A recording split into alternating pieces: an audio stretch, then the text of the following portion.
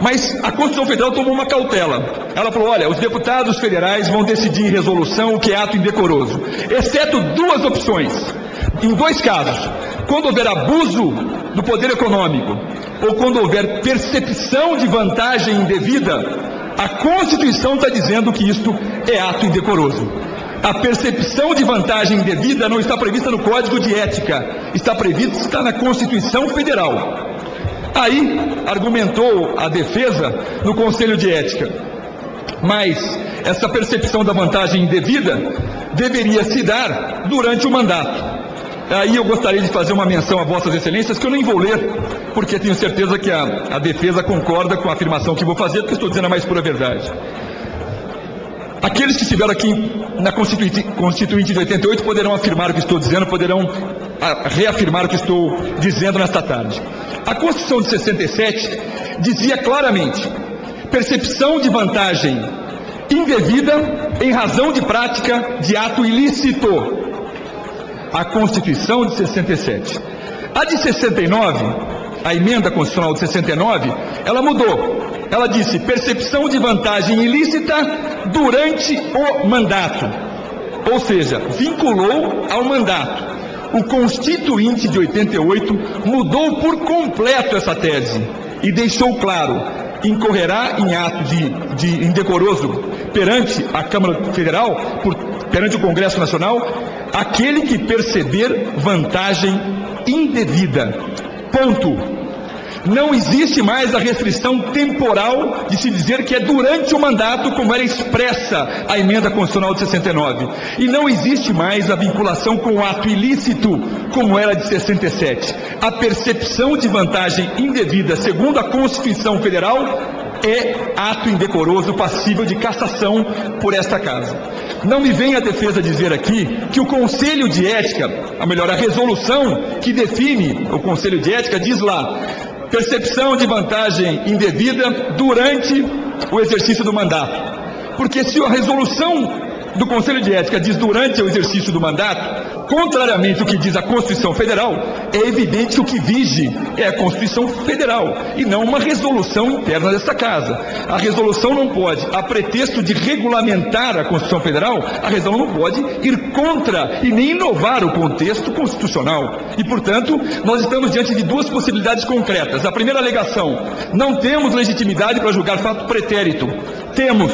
Em que hipótese? Quando esse fato não é conhecido deste parlamento. No momento em que vem à luz, é o momento em que a Câmara, sujeito passivo do ato indecoroso, deve se manifestar sobre a conduta da parlamentar. Então temos esse direito de nos manifestar. E segundo ponto questionado pela defesa em preliminar: a vantagem indevida não é passível de cassação. É, e não é por previsão na resolução, é por previsão constitucional. Mas, seguindo adiante, outras três acusações recaíam sobre os ombros da deputada. A primeira de ter utilizado verba indenizatória de forma indevida. A segunda delas, ter recebido propina no valor de R$420 mil na Câmara Distrital. E a terceira delas é de fazer a utilização de um imóvel de seu marido. Todas elas, gostaria de dizer aos nobres pares, foram por mim rechaçadas. E por uma única razão: não havia comprovação eficaz da prática dessas três outras condutas por parte da deputada.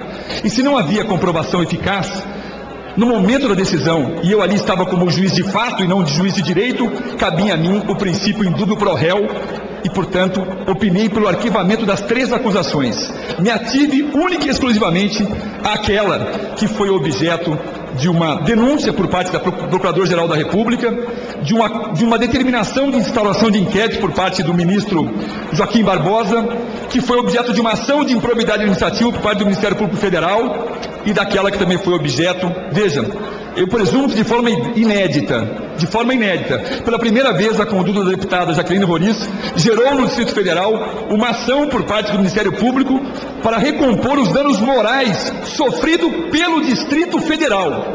A conduta foi tão aviltante que o promotor pediu que fosse recomposto os danos morais sofridos pelo Distrito Federal, não é pela figura de A ou pela figura de B. Eu espero, senhores parlamentares, com toda sinceridade, que eu tenha podido ser claro na minha fala, de que essa ideia, que que nós vamos estar permitindo que todo fato pretérito seja julgado aqui é uma falácia, é uma coisa desmedida, porque não traria, repito, tamanha intranquilidade para dentro desta casa. O caso da deputada Jaqueline Roriz, ele é inédito. Não tem um julgamento nesta casa pelo Conselho de Ética que tenha apreciado uma questão como dela. Não tem um único julgamento do Supremo Tribunal Federal que tenha apreciado um caso como dela. E se eu digo isso, é para dizer a Vossas Excelências que qualquer menção feita a julgamentos por parte da defesa, ou mesmo da minha parte na tarde de hoje, é sempre sobre fatos que podem ser correlatos. Idênticos não são, porque nenhum julgamento no Supremo ou nesta casa foi feito sobre um caso idêntico ao da deputada Jaqueline Roriz. Mas eu dizia que a deputada Jaqueline Roriz foi eleita deputada distrital.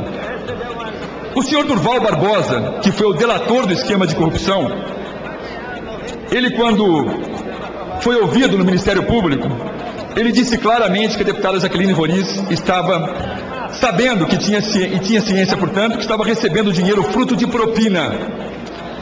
Ele foi claro ao dizer isso, e aqui não vou reproduzir também a fala dele, mas eu faço uma referência a Vossas Excelências no contexto em que ela recebeu aquele dinheiro. Foi no ano de 2006. Naquele ano, Durval Barbosa estava comandando a campanha dos aliados José Roberto Arruda. Naquele ano, Durval Barbosa, nomeado pelo pai da deputada Jaqueline Roriz, estava arrecadando recursos oriundos de propina das mais variadas empresas que superfaturavam contratos no Distrito Federal.